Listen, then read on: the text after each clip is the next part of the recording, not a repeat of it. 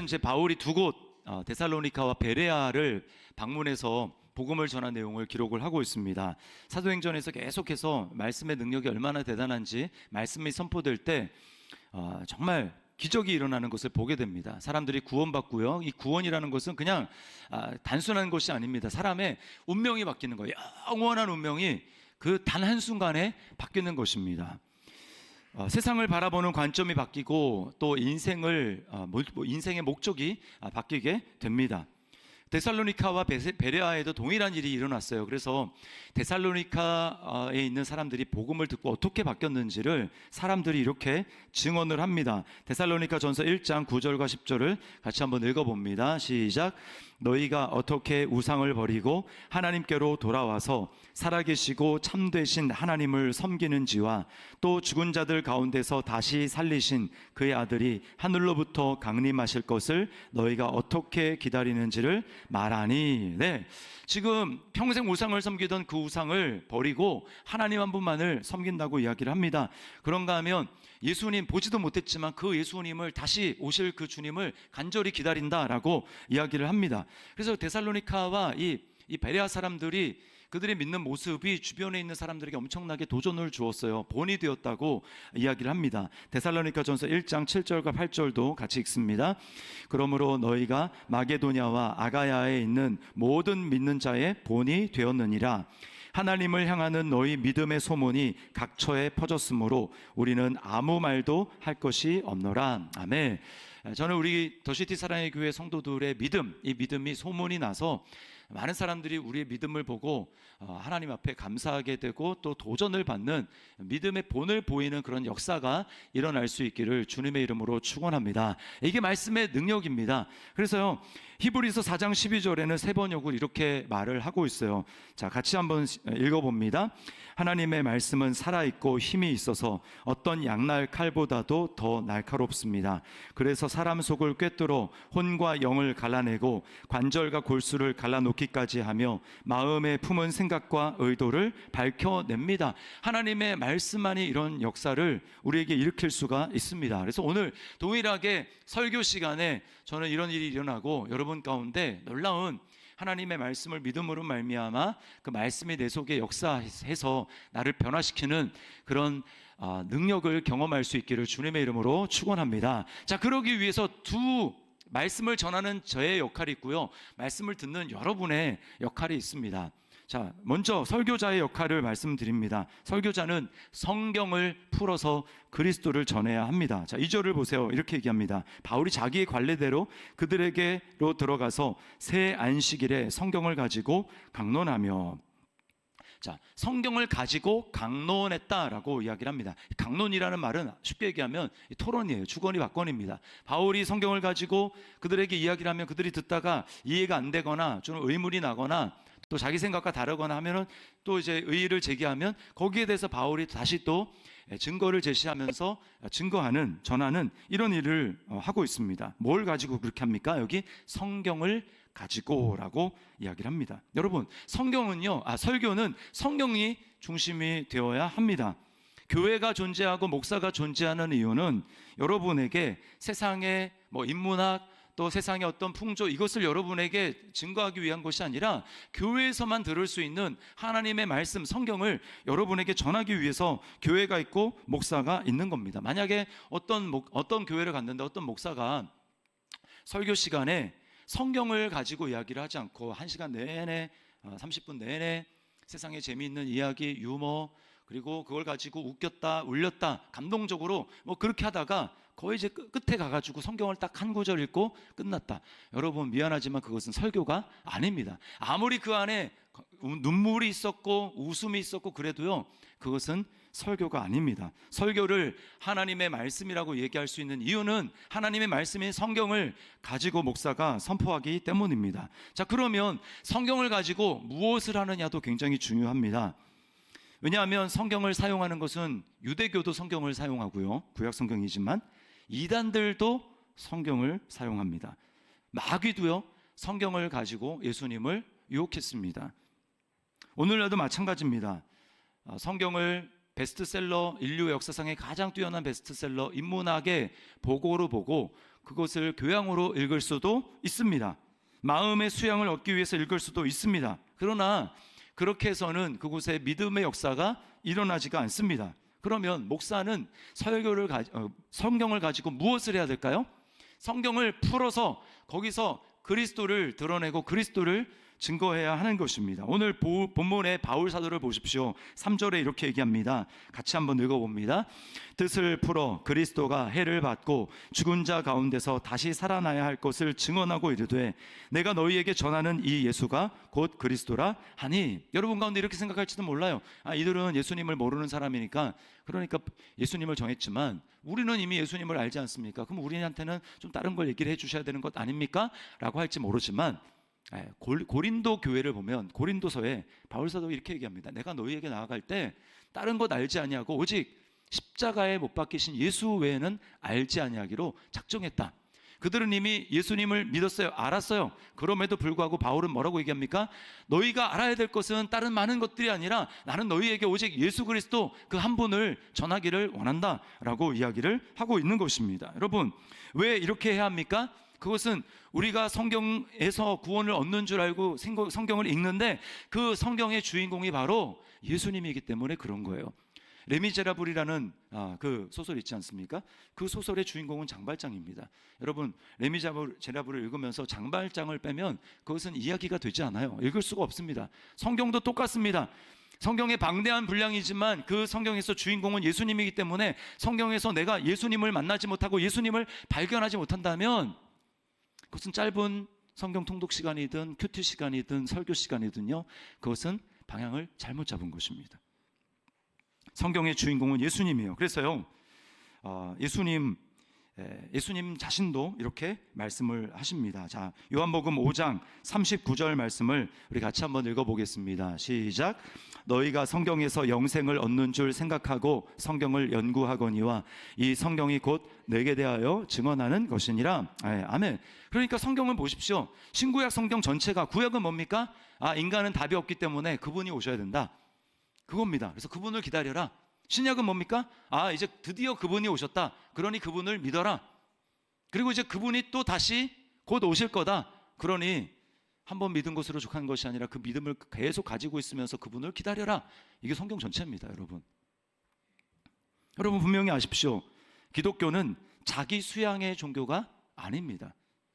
기독교는 믿음의 종교예요. 믿음에서 가장 중요한 것은 무엇입니까? 믿음의 대상입니다.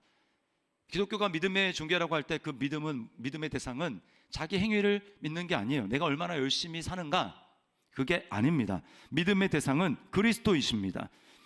그래서 믿음의 대상인 그 그리스도를 끊임없이 우리는 눈앞에 바라보면서, 그리고 내 안에 살아계시는 그 그리스도를 날마다 의식하면서 그 분을 믿고 그렇게 날마다 살아가는 겁니다. 과거에 믿었지 그게 아니고 날마다 눈앞에 예수님을 바라보면서 또 내 안에 계시는 예수님을 날마다 기억하면서 그분을 붙들고 그분의 손을 잡고 날마다 걸어가는 거, 여러분 이게 믿음이에요. 이게 바로 기독교입니다.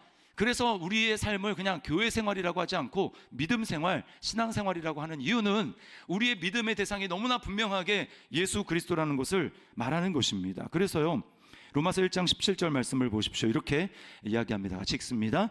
복음에는 하나님의 의가 나타나서 믿음으로 믿음에 이르게 하나니 기록된 바 오직 의인은 믿음으로 말미암아 살리라 함과 같으니라. 과거에 믿었지라고 하는 그 과거에 믿었다라고 하는 지식을 가지고, 사실을 가지고 지금 살아가는 것이 아니고 오늘의 믿음이 필요하고 내일의 믿음이 필요한 것입니다. 그래서 믿음으로 사는 게 중요한 거예요. 우리 날마다 믿음으로 사는 것입니다. 눈앞에 있는 나의 믿음의 대상인 예수님을 바라보며 그분에게 나의 신뢰의 근거를 두며 날마다 그렇게 살아가는 것, 여러분 그것이 바로 믿음 생활이라고 하는 거예요. 여기 중요한 게 뭡니까? 방금 읽은 말씀에서 복음에는 하나님의 의가 나타난다고 했어요.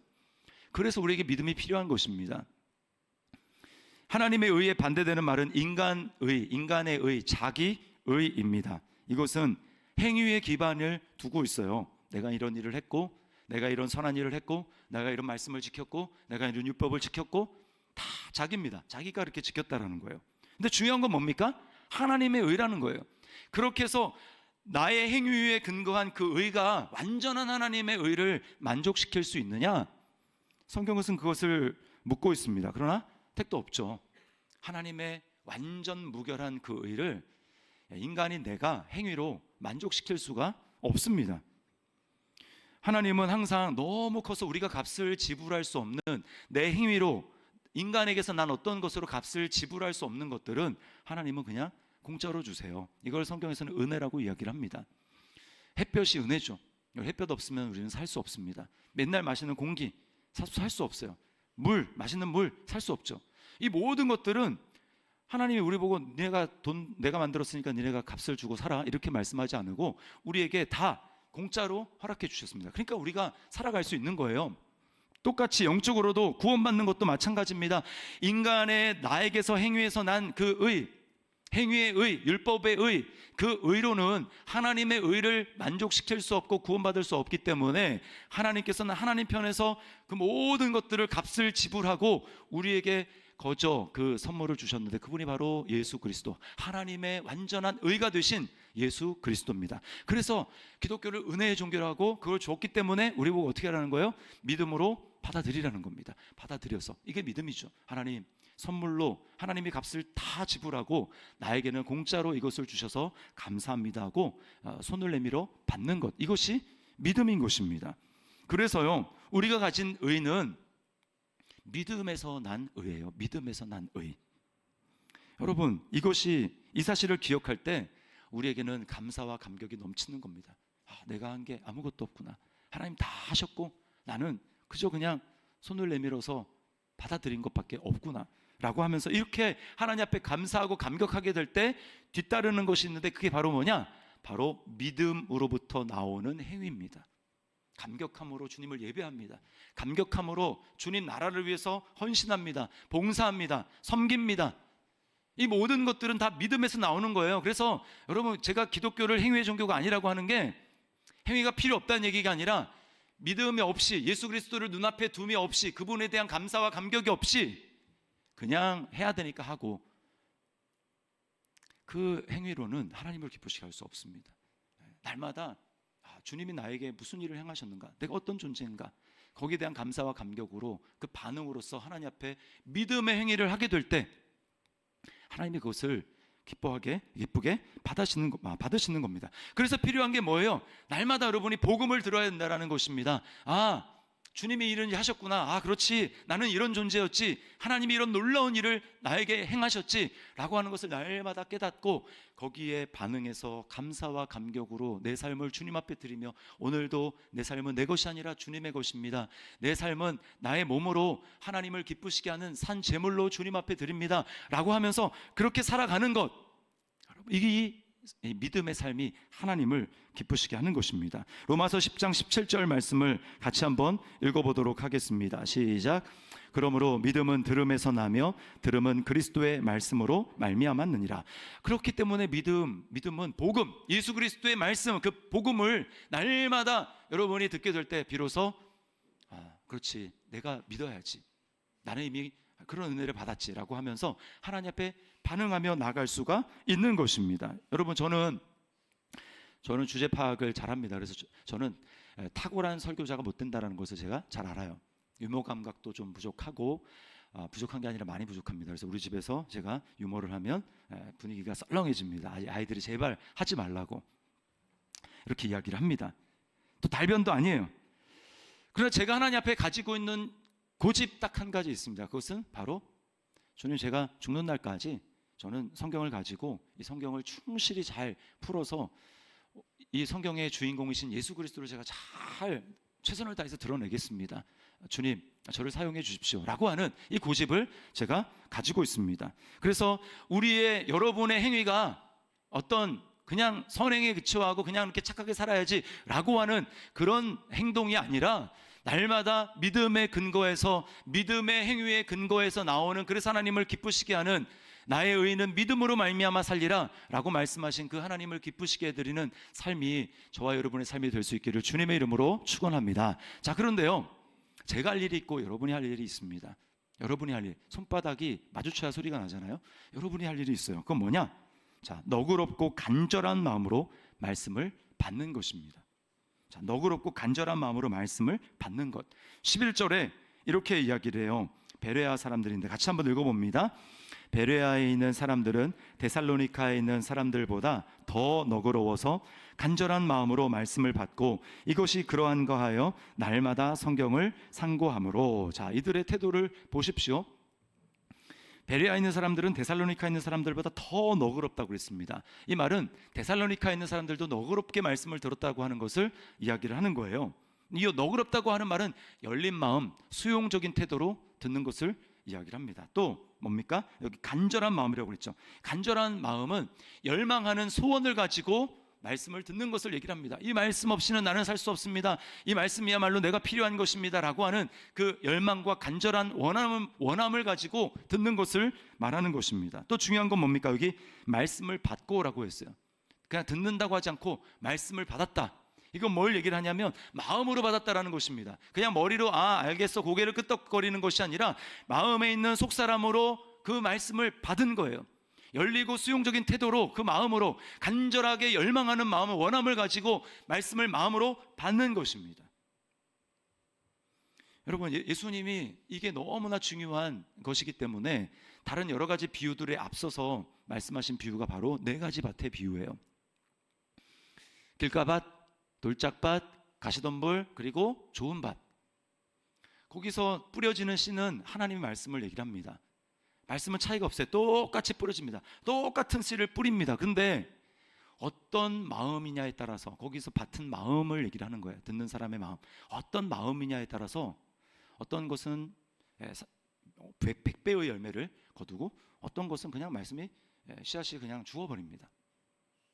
똑같이 지금 이 시간 제가 설교를 하고 있는데 어떤 분들은 말씀이 그냥 휘발되어 버립니다. 어떤 분은 들을 때는 기쁨으로 받지만 교회당 문을 딱 나가는 순간 말씀을 잊어버리고 또 삶에 이 말씀대로 살아야지라고 하는데 어려움이 좀 찾아오면 말씀은 그냥 온데간데 없고 환경에 따라서 원망하고 불평하고 그냥 이전처럼 살아갑니다. 또 어떤 분들은 지금 말씀을 듣는데 온통 머릿속에 돈에 대한 염려, 세상에 대한 어떤 즐거움 이런 것으로 머릿속에 가득 차서 말씀이 거기에 비집고 들어가지 못하는 그런 분들도 있어요.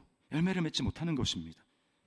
그러나 좋은 밭은, 열매를 맺는 좋은 밭은 어떤 것인가? 자, 누가복음 8장 15절 말씀을 같이 한번 읽어보겠습니다. 시작.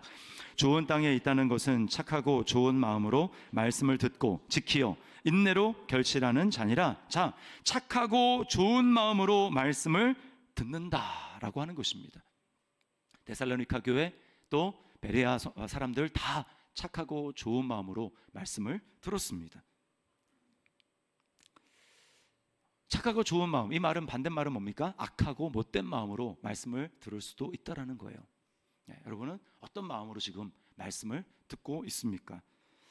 여러분, 그냥 어떤 분들은 그냥 우리가 단순하게 생각하면 목사님은 말씀을 전하고 우리는 말씀을 받고 그러면 되는 거지 라고 생각하지만 실제로 만약에 보이지 않는 것을 우리가 볼 수 있는 그런 눈이 있다면 지금 이 제가 설교를 하고 있는 이 시간에 저와 여러분 사이에는 엄청난 일들이 지금 벌어지고 있는 겁니다. 저는 여러분에게 말씀을 전하는데 여러분 안에서는 굉장한 싸움과 다툼이 있어요. 말씀이 그냥 딱 듣고 귀로 들어와서 그렇구나라고 사라지는 게 아니란 말입니다. 자, 그림을 한번 띄워주세요. 그림. 자, 이게 제가 내적 치유 책에서 가져온 그림인데요. 자, 저 속에 이제 마음을 얘기를 합니다. 그 마음 속에 뭔가가 들어있죠. 그거는 속사람을 얘기해요. 속사람. 그런데 자, 머릿속에 지식입니다. 지식이 딱 들어왔어요. 그러니까 이걸 이제 하나님 말씀 설교라고 해봅시다. 설교가 딱 왔어요. 그러면 우리는 그 설교를 다 알고 이해하고 그렇게 사는 것 같지만 그러기 위해서 이 설교가 여러분의 마음으로 들려줘야 됩니다.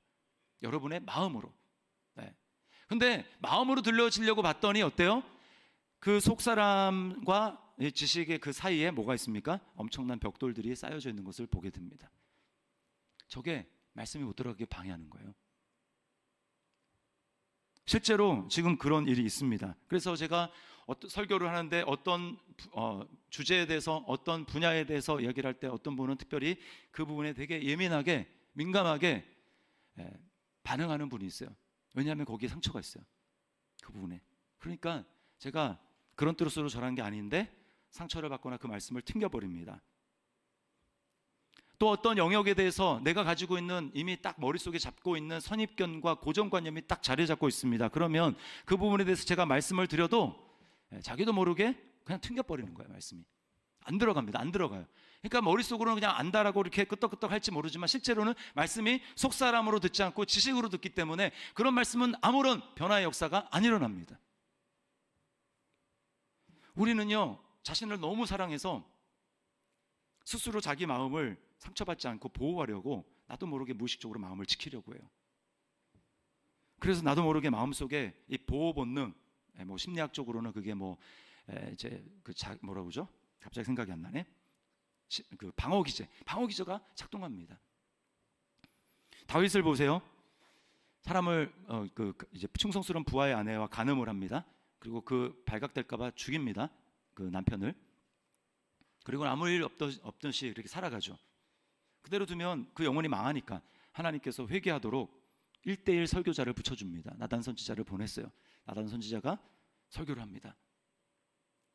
그냥 직접적으로 얘기하면 상처받을지 모르니까 비유를 합니다. 자,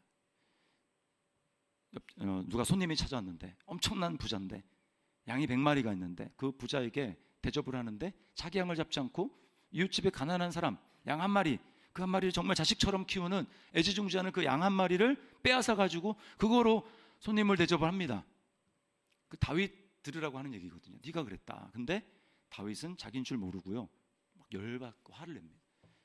아니, 그런 쳐 죽일 나쁜 인간이 있단 말이야 라고 하면서 그렇게 화를 냅니다. 여러분, 안타깝지만 그것이 우리의 모습입니다. 우리 모두는요, 나는 아니야 라고 생각합니다. 그래서 설교를 들으면 항상 자기를 보는 게 아니라 다른 사람을 봅니다. 오늘 이 설교 내 남편이 들었었어야 되는데 오늘 빠졌네. 오늘 이 설교 정말 나랑 갈등이 있는 정말 그 인간이 들었었어야 되는데 그 인간이 듣고 깨닫고 회개해야 되는데 라고 하면서 그 인간이 들어야 된다고 얘기합니다. 오늘 설교 우리 자식이 들었어야 되는데 라고 하면서 자기는 제외, 나는 아니다. 그리고 좀 양보해서 그렇다고 치고 근데 그 정도는 아니야, 나는 그 정도는 아니야 라고 이야기를 합니다.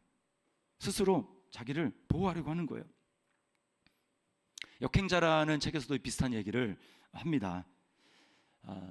95%의 사람들은 어떻게 하냐, 주어진 환경 그대로 그것을 그냥 순리에 적응하면서 운명을 거스르지 않고 그냥 살아갑니다. 그러나 딱 5%의 사람만 자기 자신을 스스로 가두고 있는 울타리, 그 울타리, 아까 이제 그림에서로 표현하자면 벽돌 같은 거겠죠. 그 울타리를 의식하면서 그것을 해체하고 치워버리는 삶을 살고, 그래서 진정한 자유를 누리고 진정한 성공을 향해서 나아간다라는 것입니다. 이 책을 쓴 그 청년이 30대 중반인데요, 필명이 자청입니다. 자수성가 청년. 자기가 원래 그렇게 살았다는 거예요. 주어진 대로. 그 사람을 그렇게 주어진 대로 성공하지 못하고 그냥 자기가 실제로는 자유하지 못한데 여러 가지 무의식으로 자기를 가두고 있는데도 불구하고 발견하지 못하고 그렇게 살아가는 사람을 순리자라고 합니다. 95%가 다 그렇게 산다는 거예요. 자기도 그렇게 살았답니다. 흑수저로 태어나서 20대까지는 20살까지는 게임만 하고 살았대요.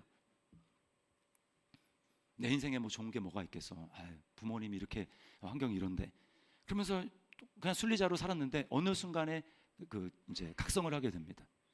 그리고 지금은 연매출 수십억을 올리는 이제 그런 성공한 사업가가 돼서 30대 중반입니다. 근데 이 친구가 하는 얘기는 우리는 이제 역행자로 살아야 된다는 거예요.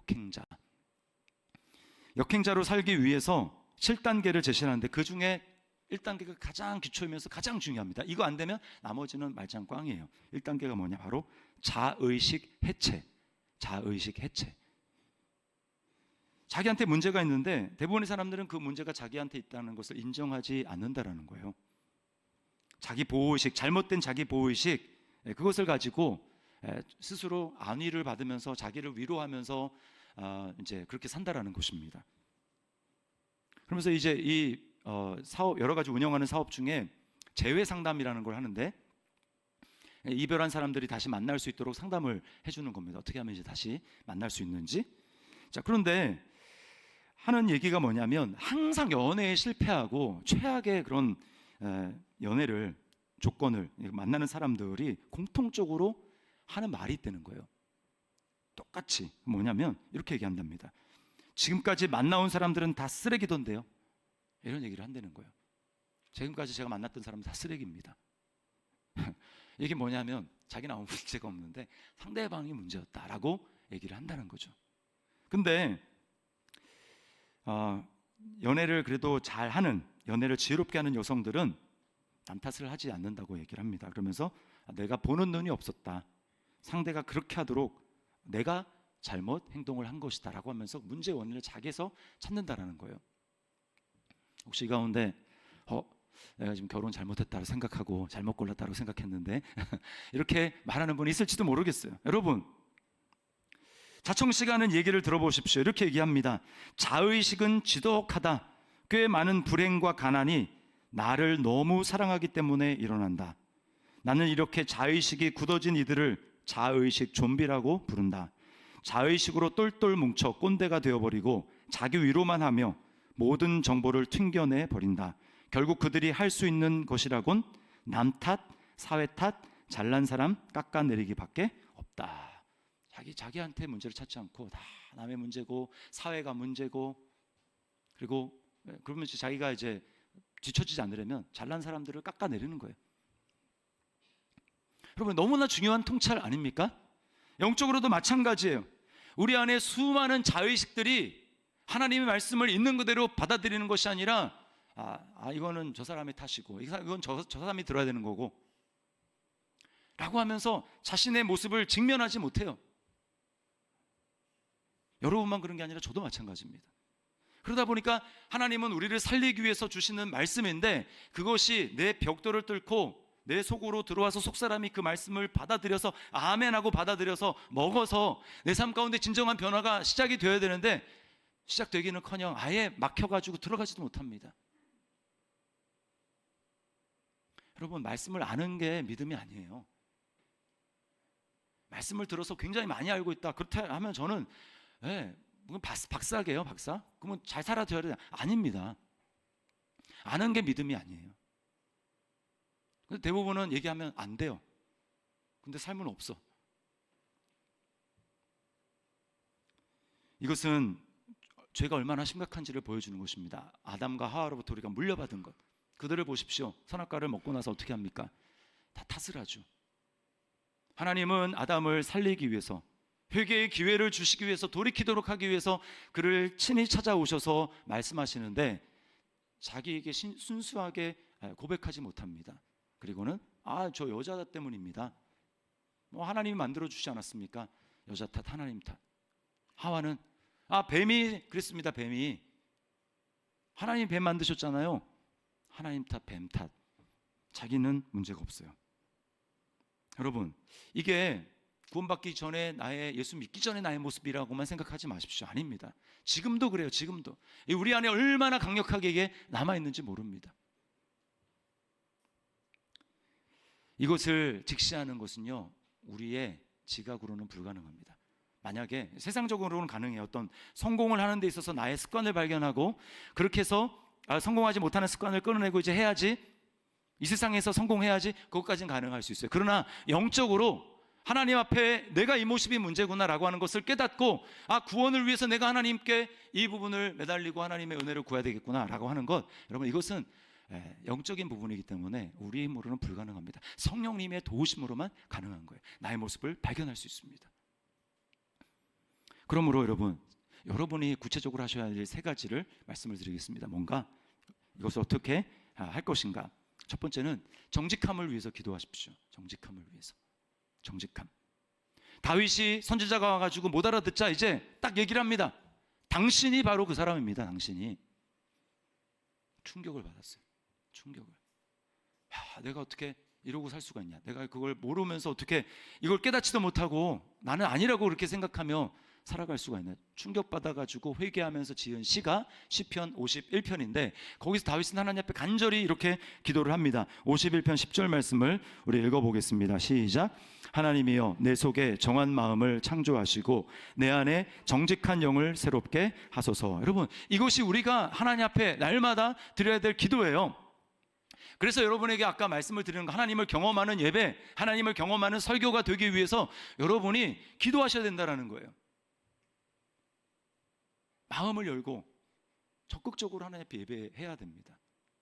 그래서 정말 마음속으로 동의가 되면 여러분 아멘도 좀 하시고요, 입을 열고 마음을 열고 적극적으로 예배에 참석해야 돼요. 그리고 하나님 앞에 오늘 주실 은혜, 내 마음을 여시고 나에게 성령님 역사해 주시기 위해서 내가 적극적으로 나아갑니다. 기분은 그렇지 않지만 그러나 성령님의 역사하심을 제가 기대하며 성령님의 임재하심을 내가 기대하며 하나님 앞에 입을 열어 찬양하고 마음을 열며 내가 적극적으로 수용하는 태도로 나아갑니다. 그런 사람에게 하나님이 말씀 시간에 은혜를 주시는 거예요. 근데 그냥 기분에 따라, 성경에 따라서 난 지금 교회 억지로 오긴 했지만 지금 찬양할 기분이 아니다, 예배할 기분이 아니다, 그리고 그냥 입을 닫고 그냥 가만히 있으면 아무런 일이 일어나지 않습니다. 수용적인 태도, 마음을 열고 간절한 마음으로 하나님을 찾고 하나님께 도움을 구하고 그렇게 말씀을 들을 때 여러분 가운데 성령님께서 놀랍게 역사하실 줄 믿습니다. 그럼 우리가 그런 모습이 드러나더라도 우리가 당황하지 않는 이유는 무엇입니까? 하나님 우리를 멸망시키려는 것이 아니라 우리를 살리기 위해서.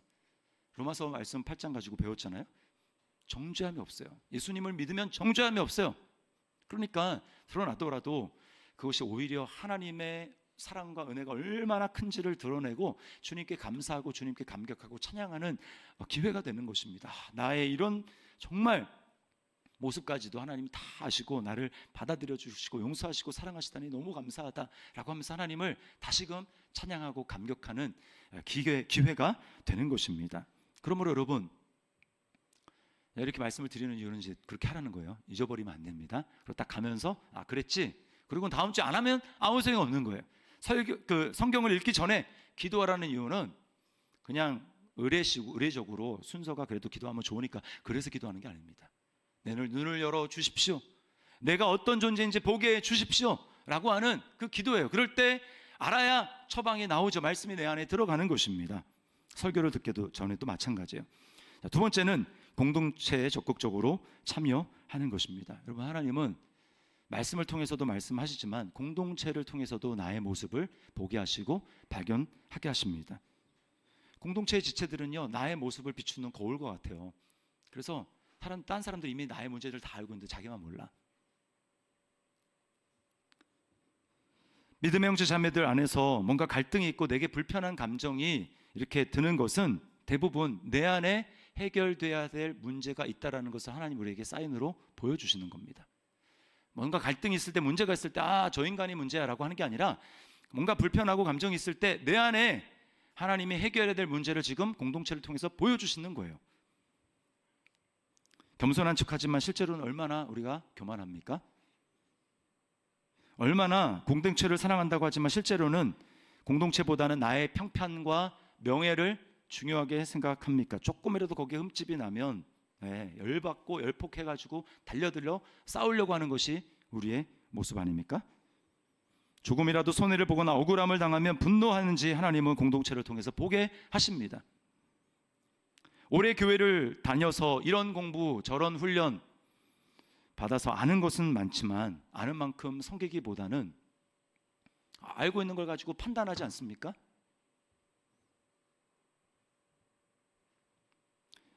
여러분, 이런 갈등이 우리 속에 있고 내 문제가 드러나게 될 때 도망치면 안 돼요.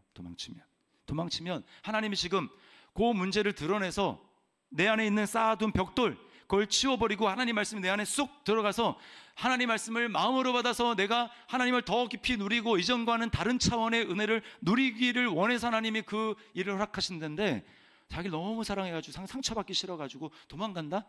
하나님이 주신 놀라운 기회를 날려버리는 겁니다.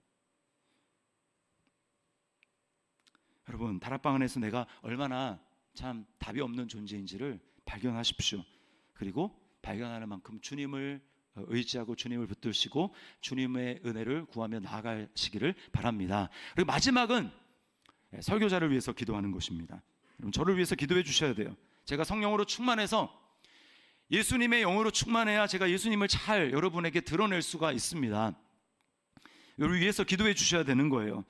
바울 사도가 이런 부탁을 했습니다.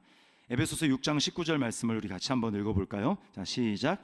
또 나를 위하여 구할 것은 내게 말씀을 주사 나로 입을 열어 복음의 비밀을 담대히 알리게 하옵소서 할 것이니. 네.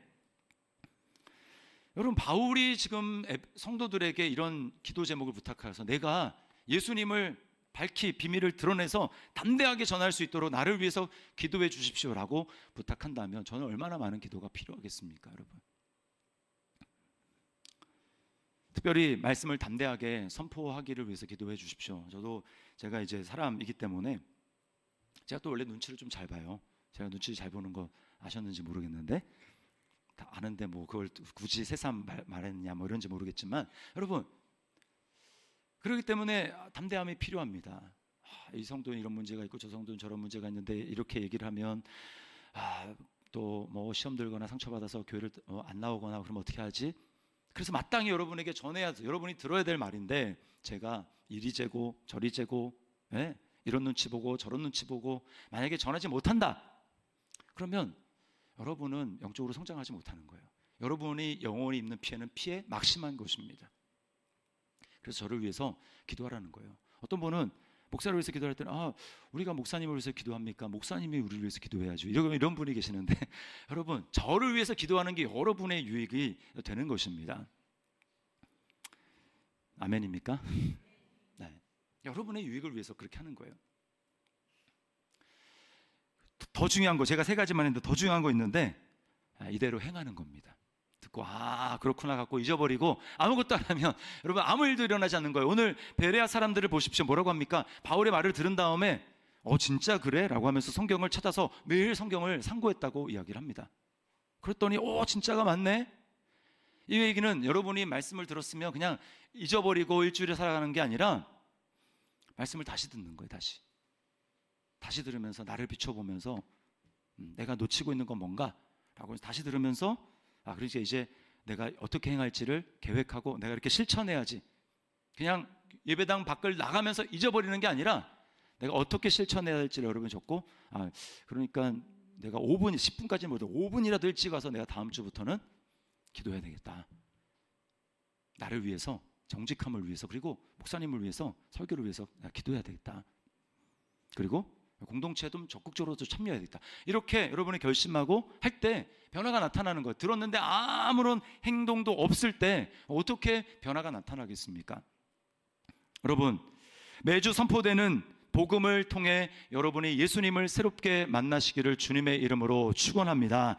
또 말씀을 막는 나의 자의식이 해체가 되어서 말씀을 있는 그대로 마음으로 여러분의 속사람으로 그 말씀을 받아 먹음으로 말미암아 여러분의 영혼의 놀라운 성장이 있어지기를 그냥 알았다라고 머리를 끄덕거리는 것이 아니라 여러분의 마음으로 받아서 여러분의 놀라운 변화와 성장이 있기를, 우리 모두 주님을 기쁘시게 하는 그런 삶을 살아갈 수 있기를 주님의 이름으로 축원합니다.